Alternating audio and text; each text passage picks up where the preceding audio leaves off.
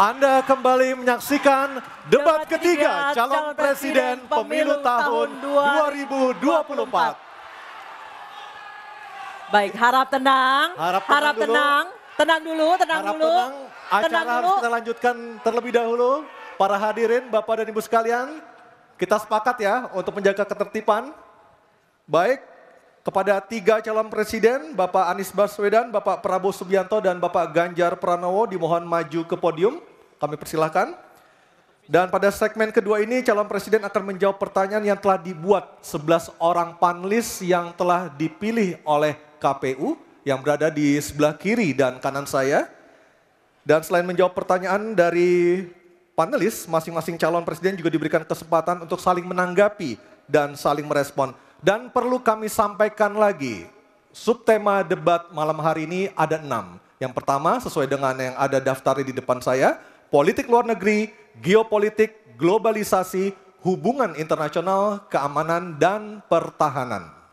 Hadirin sekalian, pada segmen pertama penyampaian visi misi dimulai dengan calon presiden nomor urut 3, maka di segmen kedua ini pendalaman visi misi dan program kerja akan dimulai dengan calon presiden nomor urut 1. Dan kami persilahkan Profesor Angel Damayanti, salah seorang dari panelis untuk mengambil pertanyaan subtema di dalam fishbowl. Dan nanti diperlihatkan Bu Angel ke moderator dan ke kamera. Pertanyaan apa yang diambil oleh Ibu Angel Damayanti? Pertahanan. Baik. Dan selanjutnya panelis Ibu Kuri Safitri untuk mengambil undian daftar pertanyaan dari fishbowl. Ya, silakan Bu. Ada A, B atau C. Kita tidak tahu apa yang diambil hurufnya. Huruf C. Oke, baik. Pertahanan huruf C. Baik, saya ambil ini A, B, C. Baik. Kita akan buka amplop pertanyaannya. Pertanyaannya masih disegel ya. Bapak Ibu yang di rumah juga bisa melihat pertanyaannya masih disegel. Dan kami ingatkan para calon presiden untuk mendengarkan dengan seksama Bapak-Bapak karena pertanyaan tidak akan kami ulang, hanya akan kami bacakan satu kali. Silakan dibuka Anissa, Baik. lihat apa isi pertanyaannya. Baik, pertahanan huruf C ya. Ya, pertanyaan untuk calon presiden nomor urut 1, Bapak Anies Baswedan. Pertahanan negara yang tangguh dapat dicapai dengan memanfaatkan teknologi siber, kecerdasan buatan dan satelit untuk informasi geospasial. Pertanyaannya, apa kebijakan paslon untuk mendapatkan akses teknologi dan pengembangannya guna memperkuat pertahanan Indonesia? Waktu menjawab selama 2 menit Pak Anies, dimulai dari Bapak berbicara, kami persilahkan. Terima kasih. Sebelum saya menjawab pertanyaan itu, saya mengklarifikasi tadi data yang meleset. Maaf Pak Prabowo, angkanya terlalu kecil. Bukan 320 hektar, tapi 340.000 hektar. Saya klarifikasi. Kemudian itu pun salah. Melanjutkan. Itu pun salah. Atas apa yang perlu saya sampaikan. Mas Anies, Pak Prabowo, jangan Pak Prabowo, mohon maaf. Ini mohon nanti tenang ada dulu kesempatannya, hadirin. baik. Mohon tenang. Harap tenang. Harap tenang. Baik, kita akan lanjutkan. Harap tenang Ya. hadirin. Silakan, Bapak. Baik. Ini adalah salah satu ancaman non-tradisional yang makin hari makin nyata dirasakan di Indonesia. Kita merasakan keluarga-keluarga kita, HP, komputer, menghadapi tantangan hacking. Karena itulah menurut kami perlu sekali kita membangun satu struktur pertahanan cyber yang serius. Dan ini tidak cukup dengan memberikan tugas pada sekelompok orang. Satu adalah dengan membangun satu sistem yang komprehensif, perencanaan komprehensif yang melibatkan seluruh lembaga termasuk komponen masyarakat. Yang kedua adalah pengadaan teknologi-teknologi terbaru. Tapi kuncinya bukan semata-mata pada teknologinya. Kuncinya adalah pada pelibatan semua secara semesta. Yang ketiga, yang tidak kalah penting adalah mekanisme untuk merespon balik apabila terjadi kondisi serangan. Sehingga bisa memiliki kecepatan untuk recover, kecepatan untuk kembali dalam sistem ketika terjadi serangan-serangan cyber itu. Jadi menyusun ini Satu adalah melibatkan secara komprehensif, yang kedua menggunakan teknologi terbaru, yang ketiga sistem recovery yang cepat. Terima kasih. Baik, terima kasih Pak Anies. Kami persilakan kepada calon presiden nomor urut 2, Bapak Prabowo Subianto untuk menanggapi calon presiden nomor urut 1 dengan waktu 1 menit saat Bapak berbicara akan dimulai. Silakan Pak. Ya, sekali lagi ya saya berpandangan Pak Anies juga terlalu teoritis, semuanya bagus, indah, tetapi yang nyata tentang masalah AI, cyber, teknologi tinggi dan sebagainya adalah sumber daya manusianya, awaknya. Saya begitu jadi menteri, saya membentuk 4 fakultas baru di bidang sains, teknologi, engineering, dan mathematics.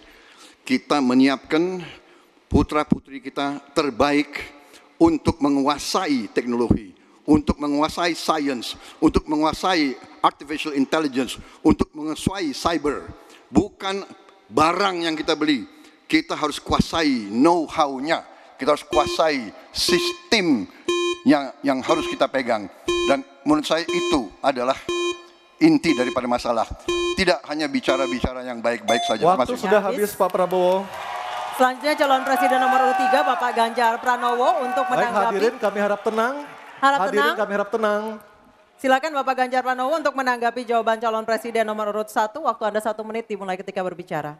Yang pertama kita mesti menguatkan BSSN. Dan kita penting untuk membuat security system yang baik. Bahkan selain membangun SDM dan infrastruktur yang baik, maka kecepatan internetnya dan coveragenya harus tinggi. Maka kalau kita kemudian membuat satu sistem infrastruktur yang bagus, jangan dikorupsi. Ini yang kemudian jadi persoalan. Maka tidak pernah selesai. Dan tentu saja LPDP itu punya potensi yang sangat tinggi untuk memberangkatkan orang-orang, anak-anak hebat ke sana. Namun demikian, ketika mereka sudah balik, mereka mesti diberikan ruang untuk bisa bekerja. BRIN bisa kita libatkan. Ya, mereka bisa membuat kolaborasi yang sangat bagus. Bahkan kemudian pengamanan di kepolisian, saya kira perlu cyber institution yang dipimpin oleh Jenderal Bintang 3. Dan kita perlu duta besar cyber. Baik, masih ada sisa waktu. Ya. Baik, cukup. Dan sekarang Harap tenang. hadirin harap tenang, kita berikan kesempatan kepada 3 orang capres kita untuk berbicara. Kami persilakan pada Pak Anies untuk menanggapi 2 capres sebelumnya. Silakan Pak Anies, waktu 1 menit. Memang benar, membangun sistem itu salah satunya. Satu adalah perangkat lunak, satu adalah perangkat kerasnya. Dan itu salah satunya adalah seperti disampaikan terkait dengan sumber daya manusia. Persoalannya, kalau tadi disebut ada yang teoritis, ada yang kedua tidak dilaksanakan. Jadi selama 5 tahun ini apa yang dikerjakan dalam mempertahankan sistem cyber kita? Mohon tenang. Justru di situ letak problemnya. Jadi ketika anggaran yang begitu besar dialokasikan justru bukan untuk mempertahankan yang hari ini menjadi serangan paling modern yang terjadi. Ini adalah ancaman yang paling nyata dan dirasakan di seluruh keluarga, bukan hanya di sektor pemerintahan. Karena itu menurut kami langkahnya investasi jangka panjang boleh, tapi manfaatnya itu baru dirasakan bisa 5 tahun, 10 tahun yang akan datang. Pertanyaannya hari ini dan kemarin apa? Dan itulah yang menjadi fokus kita. Segera siapkan sistemnya, segera siapkan orangnya, segera siapkan langkahnya. Baik, masih ada waktunya Bapak. Waktu habis. Baik, terima kasih. Harap tenang Bapak Ibu, Harap tenang, hadirin yang ada di acara sini. masih harus kita lanjutkan. Harap tenang Kita Bapak sudah dan Ibu. dengarkan bersama-sama tadi tata tertibnya seperti apa, mohon tenang. Kita lanjutkan, selanjutnya beralih ke pertanyaan kedua untuk calon presiden nomor urut 2 Bapak Prabowo Subianto. Untuk itu kami persilahkan kepada panelis Profesor Evi Fitriani untuk mengambil pertanyaan subtema di dalam fishbowl dan diperlihatkan kepada seluruh hadirin, moderator, dan para calon.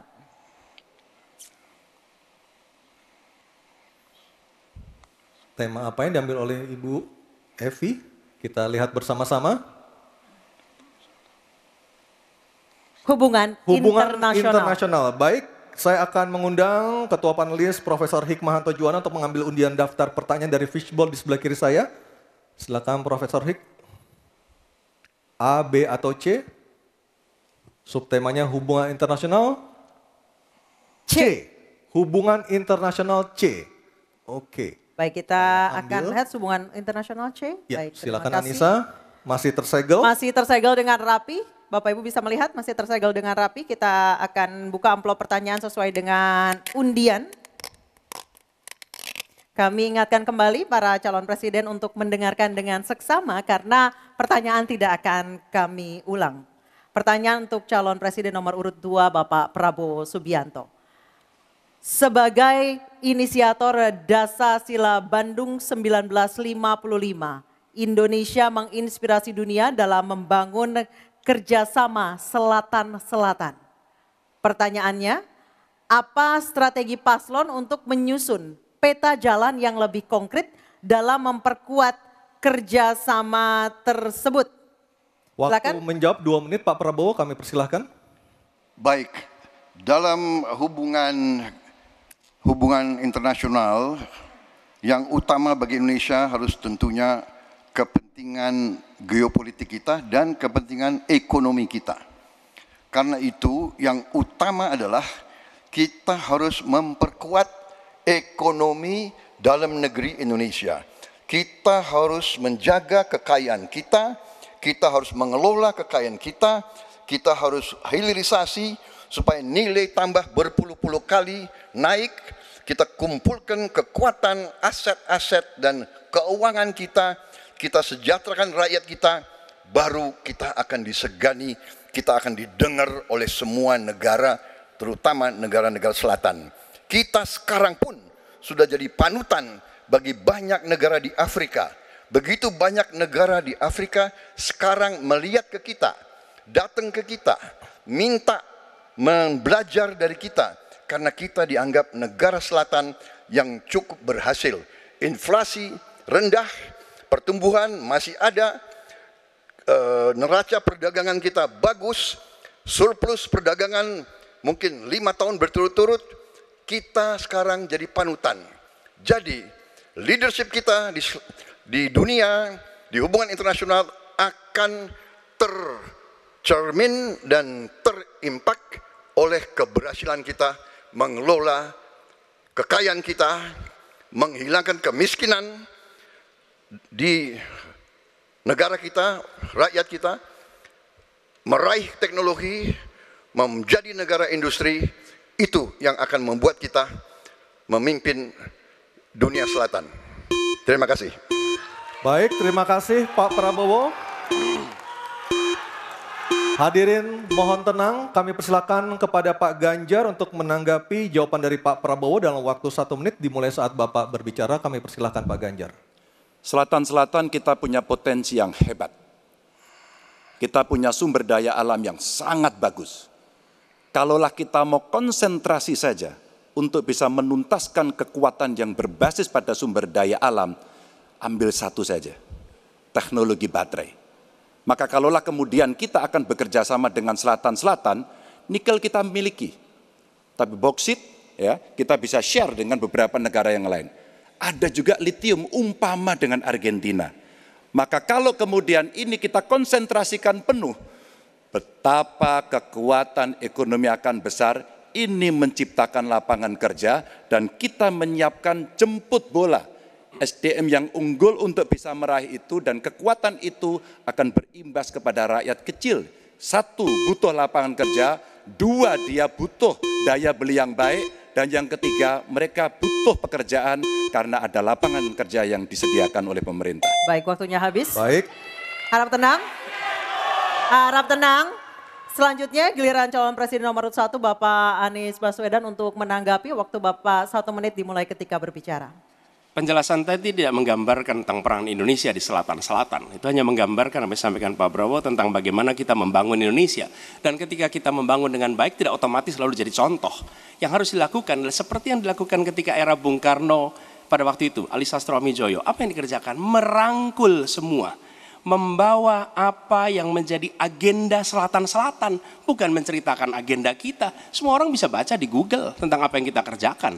Tapi kalau kita menjangkau pemimpin-pemimpin selatan-selatan dan presiden menjadi panglima diplomasi, bukan sekedar hadir di forum-forum menjadi salah satu penonton, salah satu hadirin, tapi datang ke sana membawa ini agenda selatan-selatan. Apa misalnya?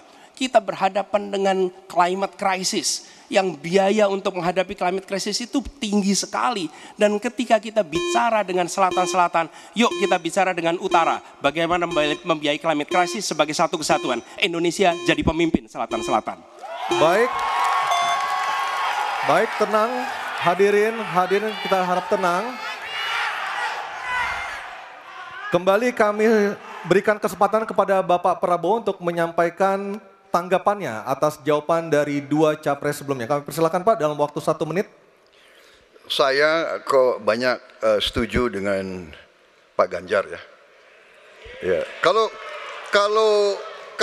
benar masuk akal, saya setuju. Kalau ngomong ya kumaha. Ya, jadi leadership apakah negara, apakah perorangan, tapi terutama juga negara harus dengan contoh ingarso sung tulodo. Kita mau mimpin, kita mau bawa agenda, kita mau cerita itu cerita, omon, ya. Tak bisa. Kenapa negara-negara selatan sekarang melihat ke Indonesia? Karena kita berhasil membangun ekonomi kita. Jadi tidak hanya omon,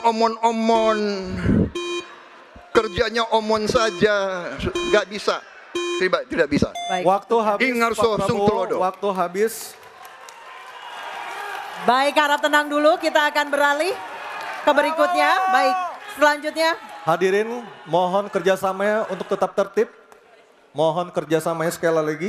Baik, selanjutnya kita beralih ke pertanyaan untuk calon presiden nomor urut 3, Bapak Ganjar Pranowo. Untuk itu kami persilakan panelis Bapak Imade Andi Arsana untuk mengambil pertanyaan subtema di dalam fishbowl dan setelah terambil boleh langsung diperlihatkan. Ya, sudah ada 2 subtema yang kita bahas. Ini adalah yang ketiga, Anissa ya, dan juga pemirsa.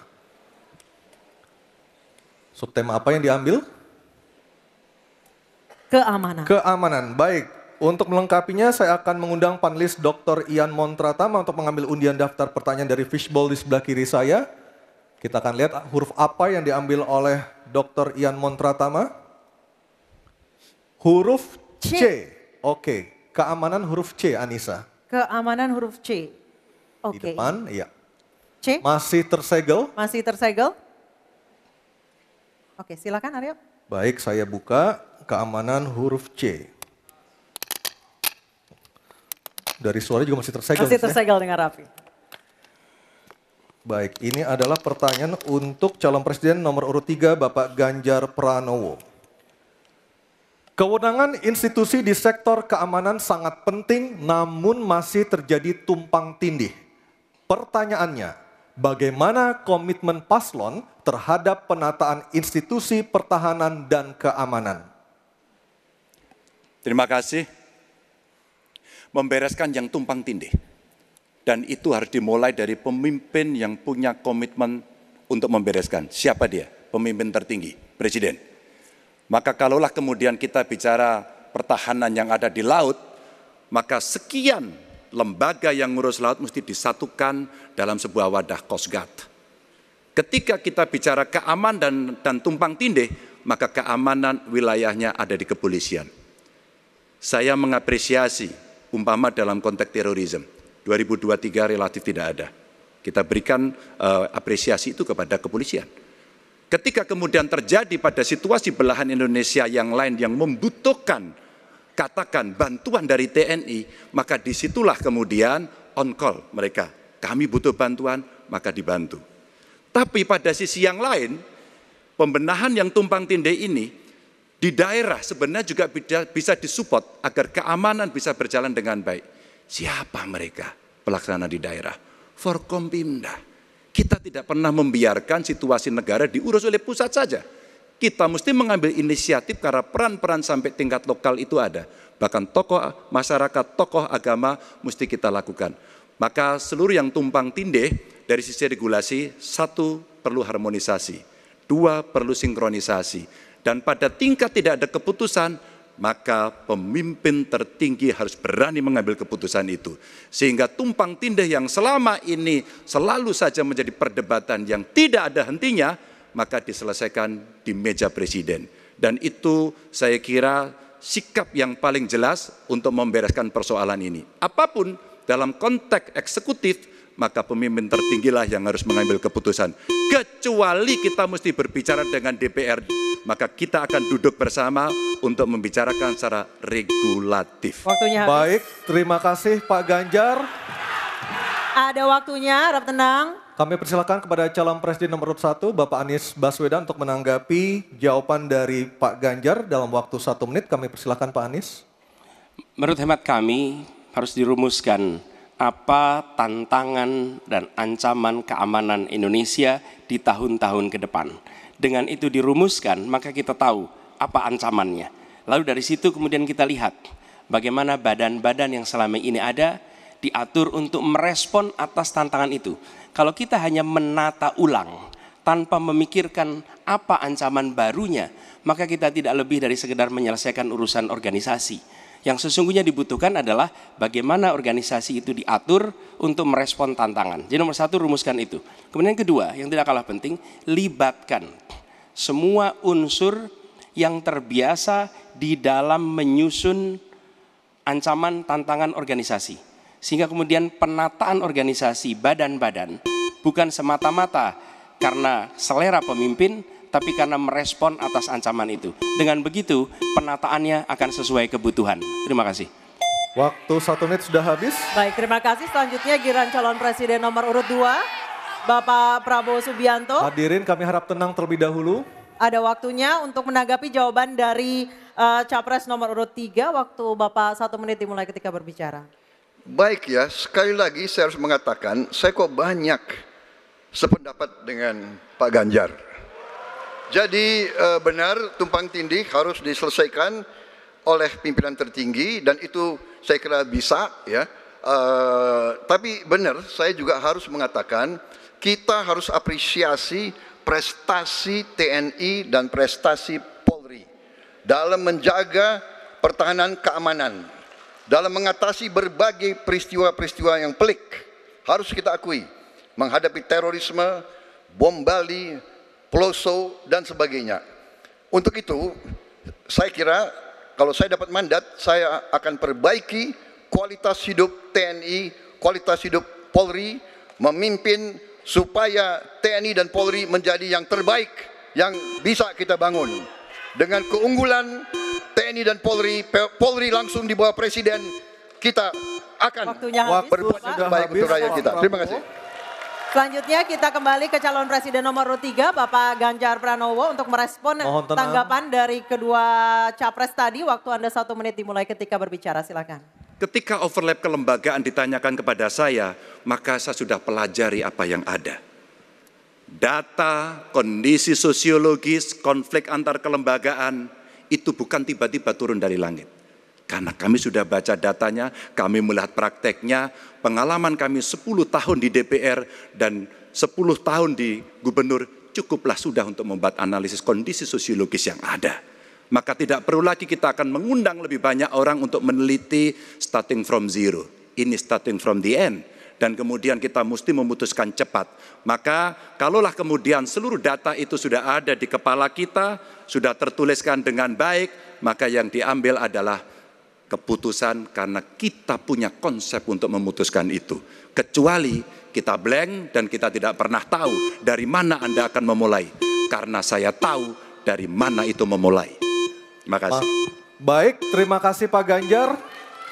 3 capres sudah memberikan jawabannya di segmen ini. Kita akan jeda terlebih dahulu dan kita masih akan terus kembali, Anissa ya. Betul, sejumlah gagasan nanti akan kembali disampaikan oleh para calon presiden 2024 dalam jawaban dan tanggapan para calon presiden. Kita nanti usai jeda dan pemirsa tetap bersama kami di debat ketiga calon presiden pemilu tahun 2024.